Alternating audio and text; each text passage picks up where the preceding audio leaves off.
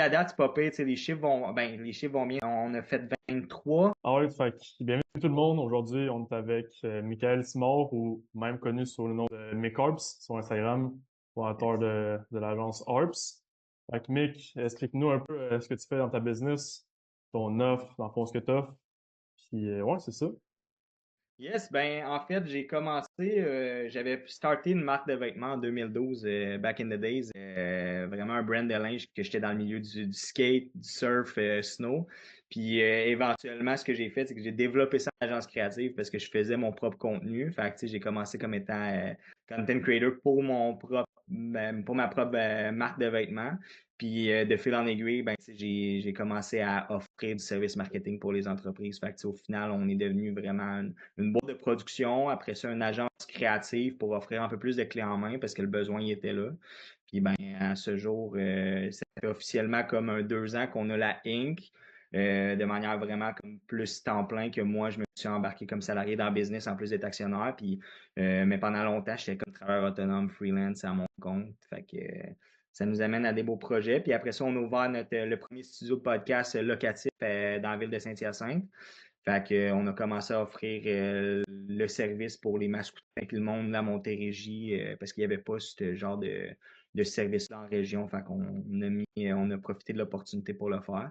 Puis on offre, c'est ça, des solutions clés en main pour nos clients, principalement justement en vidéo. Euh, Puis on va se trouver des collaborateurs si jamais on a besoin d'aller plus loin que ça. Ouais, c'est nice, vraiment solide. Puis moi, ma question, j'ai pour toi par rapport à ça. Tu disais que tu avais commencé par une marque de linge, mais tu Ouais. faisais-tu de la vidéo slash photo avant? Parce qu'en 2 ans, on va se le dire, ton contenu, il est goated là, sur Instagram. Tu as mis genre deux, trois vidéos YouTube, puis tu gapes tout le monde en qualité, ton podcast, tes reels. T'avais-tu dû un background ou t'as appris ça en 2 ans et t'es devenu juste genre le GOAT avec ton service?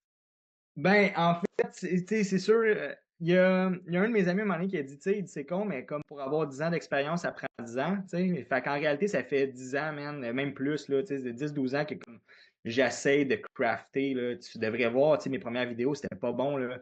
Puis, tu sais, je pense que c'est un problème des fois, là, quand t'es pas perfectionniste au début, là, tu sais, genre, je voulais que tout mon contenu soit bon, mais j'ai fait du trade and replace. Tu sais, ce que je veux dire, c'est qu'au début, mes vidéos qui étaient comme plus bonnes, puis qu'à un moment donné, je chantais qui coordonnaient plus avec mon branding, c'est que je les effaçais ou je les archivais. Tu sais, je les gardais en souvenir, puis je les remplaçais au fur et à mesure. Fait que, tu sais, le monde qui voit le contenu aujourd'hui, ben, tu sais, man, c'est des essais-erreurs de beaucoup d'années d'avoir testé des trucs qui fonctionnaient, puis des trucs qui fonctionnaient pas, tu sais. Puis même encore aujourd'hui, je vois des erreurs que je fais, là. Je veux dire, c'est beaucoup de choses à gérer en même temps. Mais non, non, ça fait comme 10 ans que genre je pratique mes affaires. Je me suis acheté ma première caméra, man, une Canon T3i. Là, je suis sûr que s'il y a des vidéastes qui écoutent, on a tous commencé avec cette caméra là. Puis j'avais commencé de même man, à faire une coupe de photos. Disons là, de manière comme plus sérieuse, là, 2015 peut-être, j'ai commencé vraiment à prendre plus des photos, tu sais, à comprendre le mode manuel de ma caméra. Puis man, je capotais là, quand j'étais comme yo, tu peux commencer à gager la vitesse de la lumière, la quantité de lumière, puis tu peux comme artistiquement créer une image un peu à ton goût. Ben là, c'était fini. Tu sais, j'ai commencé à filmer mes chums de gars tu sais, en skate. Tu sais. Je faisais du skate, mais moi, j'étais pas si bon que ça. Là. J'avais pas autant de guts que eux, mais eux, je les trouvais bons. Fait que moi, j'étais comme, yo, si je pourrais utiliser comme ma technique pour le promouvoir lui, ben, je suis comme, man, c'est bon, tu sais. Le problème, c'est que dans ce milieu-là, c'est que si t'es pas comme un skater pur et dur, c'est dur d'avoir comme le respect, si on veut, du monde alentour, tu sais. C'est comme si tu pars c'est une marque de skate, tu skates un peu. Fait que bref, tu sais, je veux dire, je vais pas m'expatrier partout avec ça, mais c'est un peu ça qui s'est passé. C'est en essai-erreur, je me suis essayé, je me suis planté, j'ai eu des bons coups, j'ai eu des bons feedbacks. Fait que, ouais, on dirait que je te dirais que dans les 2 dernières années, je commence à vraiment maîtriser ce que j'ai appris. Ok, ouais. Et pour ça paraît que tu as de l'expérience, sincèrement. Good work. Petite parenthèse, là, vraiment. Ce que tu mets, c'est solide, puis ce que tu fais pour tes clients aussi. Merci, man. Puis, mettons, quand tu es venu work avec nous, avec Scaling Profits, moi puis Xav, je sais que tu as beaucoup d'appels à Xav. C'est quoi qui Ouais. t'a attiré comme at first? Je sais qu'on se suivait déjà auparavant, mais qu'est-ce qui t'a attiré à prendre un appel puis commencer à work avec nous? Ouais, ouais. Ben, écoute, je pense parce qu'effectivement, tu sais, je scrollais sur Instagram, puis Tu sais, je suis comme dans la tranche d'âge que justement, tu sais, je suis habile avec les réseaux sociaux, sauf que, tu sais, moi, j'étais à l'époque beaucoup plus comme Facebook, justement, puis Instagram, tu sais, j'étais moins dans ads ou de quoi de même, puis je savais que je commençais à m'éloigner. Puis là, je pense, je t'avais vu faire un de tes ads, je trouvais ça super intéressant. J'ai juste resté comme ça. Après ça, j'en ai pas fait fi, mais à un moment donné, ben, j'ai fait comment, yo, je vais commencer à, tu sais, je vais m'abonner, je vais voir, tu sais, le contenu que ça a, tu sais, la valeur. Puis à un moment donné, c'est cool, tu sais, tu m'avais envoyé un petit inbox par rapport à mon contenu. J'avais trouvé ça super sweet, je trouvais ça nice. Puis c'était le fun, je sentais pas nécessairement une pression de me faire vendre un service non plus, tu sais. Je veux dire, je sentais que tu étais juste là pour apporter, tu sais, du contenu, puis teach un peu du matériel, puis des petits tips. Puis à un moment donné, ben, je sentais mon problème grandir aussi par rapport à ça. Je me sentais perdu dans mon propre aussi personal branding. C'est qu'à un moment donné, on a beau être bon en vidéo, je peux être bon, par exemple, en marketing si on veut, mais en réalité, tu sais, quand on parle beaucoup d'avatar client, quoi que ce soit, c'est qu'on réalise qu'il y a énormément de business qui ne catchent pas vraiment c'est quoi leur avatar client, tu sais. Puis ils partent à gauche puis à droite sur leur messaging. Puis je pense que ça m'a juste débloqué de quoi personnellement là-dessus. Ça m'a beaucoup aidé. Puis là, j'ai fait comme, hey, je suis allé voir ton vidéo sur YouTube qui parlait tu donnais ton cheat code là, pour des codes DM. T'sais. Fait que là, j'ai fait comme, ah, nice, c'est technique, c'est des trucs que je connais pas. Je trouvais ça le fun. C'est des choses que genre je commence un petit peu à maîtriser, que j'ai pas encore tout maîtrisé, j'en ai encore beaucoup à apprendre. Là. Mais j'avais trouvé ça vraiment nice. Je trouvais que comme il a l'air de vraiment savoir de quoi il parle. Fait que j'ai pris le gars, j'ai pris un appel. Finalement, Xav, il a bien fait ça pendant l'appel. Il a closé. Fait que c'est un Mais peu ça qui s'est passé. J'ai fait, tu sais, je veux dire, je cherchais plus ou moins, mais j'étais comme, il faut que j'essaie de trouver des solutions pour m'aider, tu sais. Beaucoup de compétition, je pense aussi dans le milieu du marketing, tu sais, autant moi, tu sais, tout le monde offre des solutions pas miraculeuses, là, mais tu sais, au final, tu réalises que tu peux te donner des méthodes, mais tu sais, en réalité, ça part quand même de toi, là, puis c'est ça que j'apprécie beaucoup, là, tu sais. Et je viens me faire coacher par rapport à ma personne pour m'aider, puis à partir de là, ben, on prend des solutions, tu sais. C'est le fait que c'est ouais, c'est adapté. ça. Mais je pense que tu l'as vraiment bien dit un peu dans ta situation, dans le sens que genre, toi, tu maîtrises énormément ton service, puis tu es comme un student of your own game, fait que tu apprends tout le temps, comme tu as dit, mais c'est pas un sens, ça veut pas dire que tu étais clear sur ton avatar client, tu étais clear sur ton messaging. C'est toi, mettons, t'es juste un vidéaste, puis c'est ça que, mettons, t'excelles là-dedans, puis t'es passionné par ça, mais ça reste qu'on est en business, puis la plupart des business vont avoir un problème de messaging, ils vont avoir un problème de bien se positionner dans leur market, puis tout ce qui vient avec. Fait que je pense que ma next question pour toi, c'est, mettons, qu'est-ce qui était, dans quoi tu étais stock avant de commencer avec nous? Tu sais, là, tu as parlé de messaging. Tu penses-tu que c'est pas mal ça ton problème principal ou il y avait peut-être d'autres choses?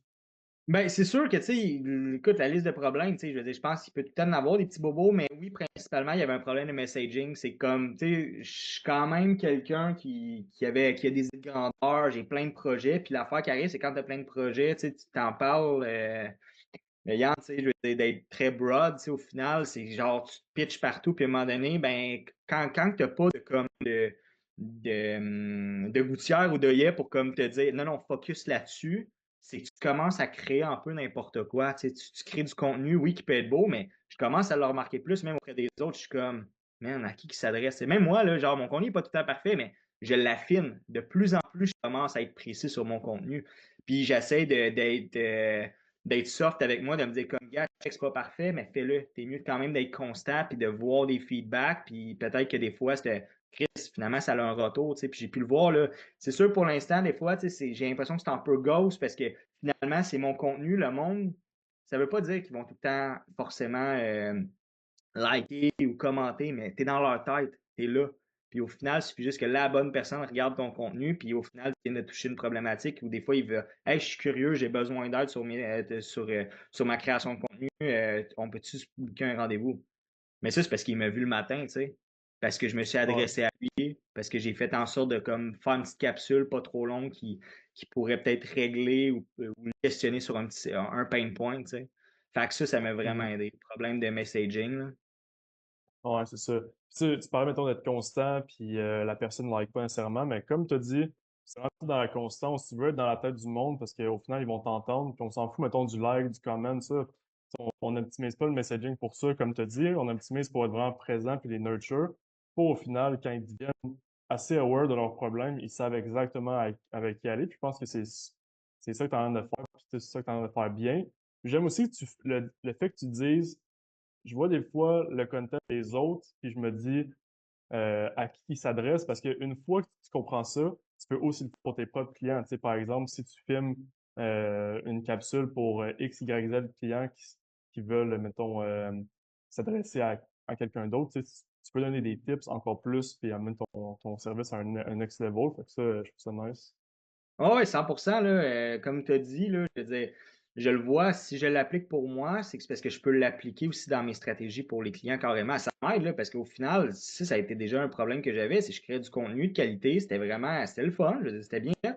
Sauf puis ça, c'est correct, je me baquais tout le temps en leur disant que je faisais pas de comme clé en main, mais l'affaire qui arrive, c'est que si je crée du contenu qui est pas assez efficace pour le client, je vais pas le fidéliser, tu sais. Il va faire, c'est correct, il a fait sa job, mais après ça, il va avoir une agence qui va faire du contenu, des fois même plus cheap, mais qui va avoir des résultats. Ça arrive, là. Il y a c'est une réalité d'aujourd'hui pour beaucoup de vidéastes, c'est que il y a des compagnies qui vont faire du contenu plus cheap, mais qui fonctionne. Le client va être prêt à payer pour ce service-là. Pourquoi? Parce qu'il y a un retour sur investissement.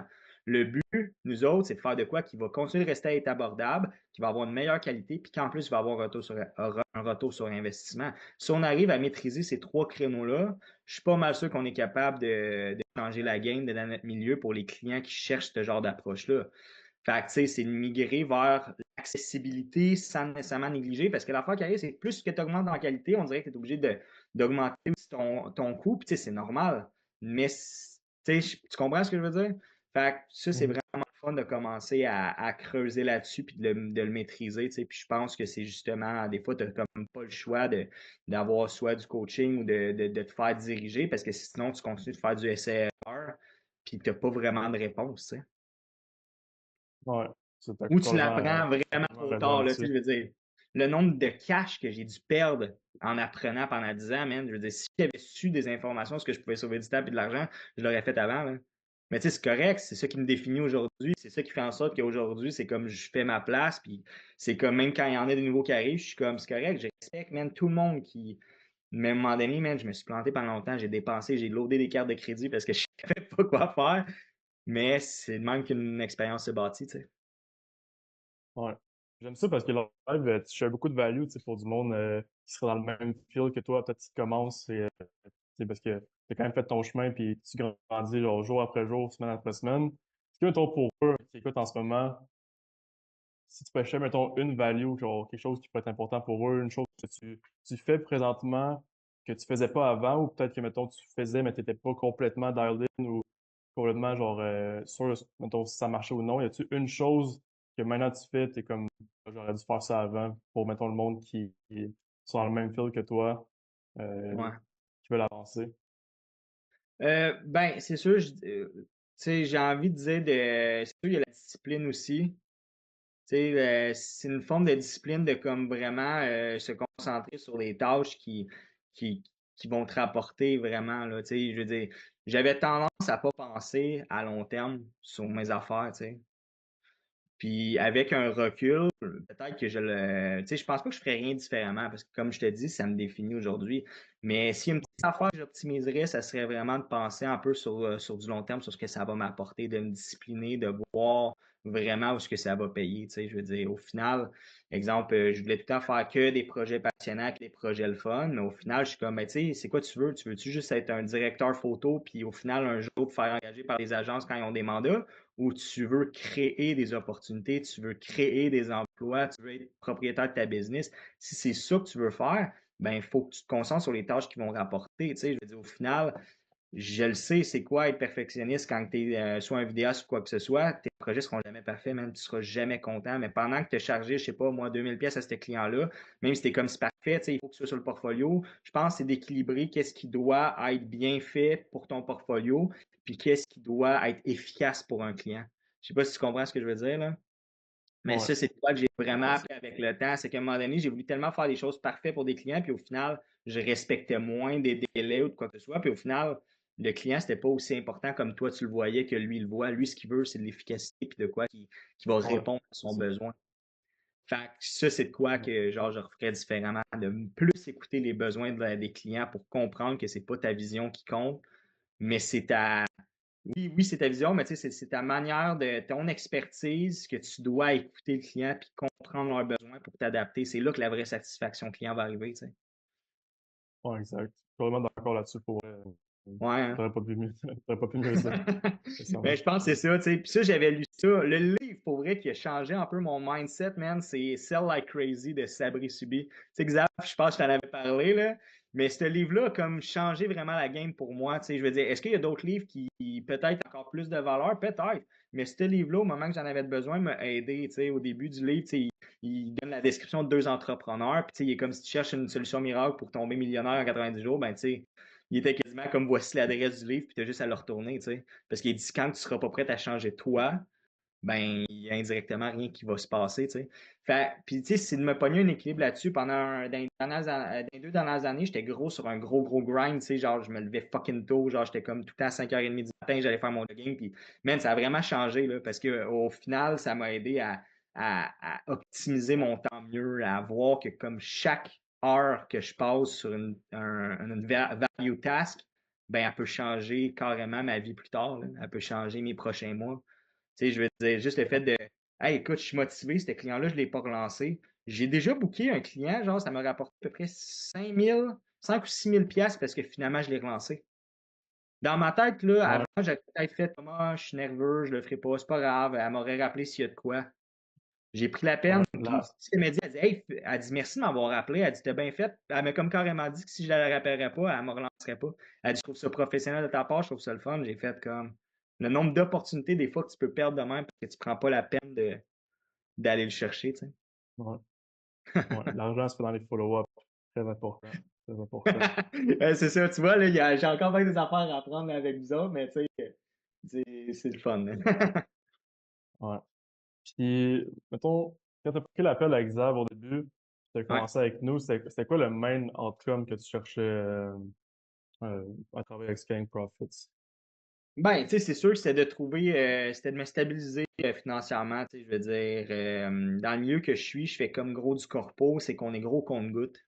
Tu sais, je pense que dans le milieu de la vidéo, dans les agences créatives, l'argent est dans la récurrence, tu sais, c'est de vendre des bundles, parce qu'au final, si tu es récurrent avec un client, tu stabilises aussi son branding. Tu sais, je veux dire, prendre un vidéaste différent chaque mois, ça ne bâtit pas un branding.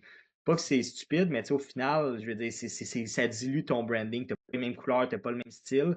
Puis je pense que quand tu arrives sur Nike ou peu importe, tu sais, je veux dire, il y a comme de quoi, ils ont un guideline, ils ont un guide de normes graphiques, tu sais. Puis en vidéo, dans ton messaging, ça doit être la même chose dans ta signature. Fait que c'est pour ça que comme au compte-gouttes, c'est pas évident parce que des fois, tu peux avoir un bon mois, tu as une coupe de clients, mais si tu prends, ah man, quand je suis content, j'ai booké genre une job à 5 000, ouais, mais 5 000, si tu en as 4 dans l'année, fais-le par mois, c'est pas beaucoup, tu sais. Il t'en faut en Mhm. maudit des clients, là, puis au final, je peux avoir des clients qui me contactent pour 2 années de suite. Si finalement, la troisième année, ils ne refont pas, exemple, un gala ou ils ne refont pas l'événement ou que finalement, ils changent d'administration, ben, ça ne veut pas forcément dire que le client va être là. Tandis que tu sais, des bundles mensuels, ben, tu deviens un peu un allié pour la business direct. Tu as pas mal plus de chances, je trouve, pour les fidéliser. Ben, puis ça te permet d'aller chercher plus de financement parce que tu es comme, hey, j'ai genre 5 clients par mois TD qui me donnent tant. Tu sais qu'en plus des projets compte-gouttes, tu as ces clients-là récurrents que tu as signés pour 3 mois, 6 mois, voire un an, tu sais. Ouais. Puis, c'est surtout l'aspect vraiment service delivery, puis la value que tu peux apporter à un client en travaillant avec lui pas mal chaque mois, puis lui mettre en place des tournages à chaque mois à la place de comme une fois chaque, je sais pas, une fois chaque 4 mois. Tu sais, tu peux vraiment, tu sais, autant ajuster son messaging, puis lui permettre d'avoir autant la même qualité qui est vraiment constante. Ça permet que tes clients réussissent encore plus vite, tu sais, comparé à avoir des super bonnes vidéos, après ça, un drop, des bonnes vidéos plus tard, etc. Je pense que ça amène aussi beaucoup de valeur à tes propres clients, puis ça, c'est vraiment bon d'avoir des bundles mensuels, là. Ouais, non, non, 100%, tu as totalement raison, là. Puis ça a été ça. Des fois, le problème, c'est que tu fais une bonne vidéo, j'en ai déjà fait, puis tu sais, c'est correct. Comme je t'ai dit, je me baquais parce que je faisais la vidéo, puis tu sais, je m'engageais pas forcément à, tu sais, je leur disais, là, c'est pas cette vidéo-là qui va les faire popper. Sauf que, oui, il y avait beaucoup de commentaires, des vidéos, même. Genre, si je recule, là, il y a peut-être comme 4 ans, 4-5 ans, j'avais fait une vidéo justement pour de l'esthétique automobile, puis ça avait fait réagir, man. J'avais passé du temps là-dessus, là. On avait comme tout fermé les lumières, puis j'étais comme, OK, les boys, on fait rentrer la Porsche dans le garage, puis on fait comme si elle rentrait en salle d'opération, là. Vous voulez faire du high-end, on va se la jouer high-end, là. On va dénaturer ben pas dénaturer, mais comme, est-ce que vous fermez toute la lumière? Ouais, d'habitude, parfait. On embourge ça. Fait que, tu sais, chaque petit shot au slow motion, les petits jets, man, c'est sexy, là. Mais ça avait pogné, tu sais. Mais une vidéo comme ça, ben, une fois que tu as créé le buzz de cette campagne-là, ben, il faut plein de petits contenus pour garder ça. Sinon, après ça, ben, tu sais, tu vois une grosse vidéo high-end qui est mise sur un site web qui pogne. Et après ça, c'est quoi qui se passe? Tu sais, c'est là, C'est c'est une ça. fois que le client a de l'attention, puis il fait comme yo, c'est malade comme brand.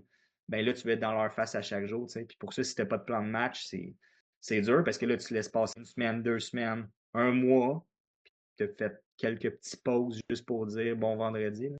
C'est- Ouais. J'aime ça, tu connais vraiment ton market. Je suis vendu moi-même à ton service. Ah ouais? Euh, je Ah, trouve ça bon ce que tu apportes, là. ah, ben merci, man. Mais non, non, mais tu sais, je pense que c'est juste comme. C'est peut-être parce que là, je commence à vraiment catcher. Tu sais, tu me demandais ce que j'avais appris aussi, puis tout. Je pense que c'est ça, c'est d'avoir éclairé un peu ça. C'est que j'étais comme, hey, c'est quoi j'apporte concrètement au monde, puis leur business. Ben, on dirait que c'est comme s'il manquait un petit maillon à de quoi qui existait déjà, tu sais. Puis là, je suis en train d'un petit peu plus, ça m'ouvre les yeux à me stabiliser. Tu sais. Des fois, j'ai un peu besoin de me faire cadrer pour, hey man, c'est ça la solution. OK, parfait. On dirait que ça me fait de l'espace mental de me dire, on m'aide avec un vrai outil que je peux juste bénéficier avec de quoi que je sais déjà, tu sais. Mhm. Ouais, solide, solide. Et mettons, pour le monde qui ont regardé, genre, je sais pas, 3 4 5 de mes vidéos YouTube, Instagram, puis qui n'ont pas Ouais. encore pris d'appel, que ce soit avec moi ou Xav, est-ce que tu aurais une chose à leur dire par rapport à notre service puis à ce qu'on amène? Ouais, ben, tu sais, au final, que vous savez de quoi vous parlez, que vous pouvez vraiment, comme justement, aider à donner beaucoup d'outils, beaucoup de connaissances par rapport à ça, puis qu'il faut juste qu'ils soient conscients que s'ils sont prêts à. Je vais comparer ça un peu comme un coaching d'entraînement. Tu sais, au final, je pense qu'il y en a qui ont une bonne recette, qui ont vraiment de quoi qui est efficace comme ce que vous proposez. Il faut juste que la personne soit justement consciente que comme, si elle est prête à mettre les efforts aussi, puis à être dédiée, c'est sûr que ça peut fonctionner, là. L'idée, c'est de l'adapter à son marché. Tu sais, je pense que vos méthodes aussi, puis tous les outils, les PDF, les vidéos, les ressources, c'est qu'il faut l'appuyer dans sa nature. Tu sais. L'idée, c'est pas de faire exactement, justement, comme tout le monde. L'idée, c'est d'utiliser ça comme un levier pour leur propre business. Fait que je pense que c'est ça que j'aurais à dire, justement, toute la valeur, l'organisation aussi que vous avez, les outils qu'on peut en peut avoir accès constamment aussi, tu sais. Mm. Bon, c'est bon, ça, c'est vraiment une bonne réponse. Tu sais, d'être prêt à mettre les heures, puis aussi d'être sérieux dans ce que tu fais. Puis toi, ça paraît, ça, honnêtement. Tu sais, on voit tous les efforts que tu mets sur ton IG, YouTube aussi. Je me suis abonné dernièrement, là, j'ai écouté tes Ouais. vidéos. Même, même, Ouais, j'ai. même que j'ai dit à Xav, ouais, ça n'a pas d'allure comment ta qualité est haute, man. C'est crazy, là, comparé les vidéos YouTube depuis des mois, puis j'ai jamais eu cette qualité-là. Fait que nice. Ah, Puis, merci. mettons qu'on reverse la question pour le Ouais, monde qui voudrait rentrer en contact avec toi. C'est, ouais. je sais pas, je peux avoir des personnes, des compagnies ou peu importe qui checkent cette vidéo-là. Où est-ce qu'ils peuvent te contacter? Où est-ce qu'ils peuvent prendre un appel avec toi? Ouais, ben en fait, directement sur notre site qui est arps.ca, arps.ca, plain and simple. On a notre portfolio sur le site web, nos services. Puis, tu sais, justement, ça, c'est une affaire. On continue même de trouver de nouvelles manières d'encore plus optimiser notre expérience client sur notre site. Mais arps.ca, sinon, le monde peut me suivre sur mon Instagram, que je suis très actif, MakeArps ou arps.ca, qui est le même nom pour Instagram. Fait qu'ils peuvent tous me suivre là-dessus. Facebook, Arps aussi. Fait que, tu sais, c'est vraiment de marquer ça. Sinon, on est situé, c'est ça, à Saint-Hyacinthe, au centre-ville. On a un studio locatif de podcast. Fait que si jamais le monde a envie de physiquement venir nous voir puis qu'ils sont dans Montérégie, ça peut être quelque chose. Mais ouais, c'est pas mal ça, je te dirais, où est-ce que les gens peuvent venir nous rejoindre. YouTube aussi. Fait que j'ai marqué les grosses lettres ARPS qui signifie A Real Passion for Success. Ça marche, ça marche. Ben, ça, c'est super. Fait que pour le monde qui fait ça, vous avez besoin de bonnes vidéos de qualité, une équipe qui sait qu'est-ce qu'il fait, des bonnes stratégies, ou même un autre podcast, vous savez avec qui aller.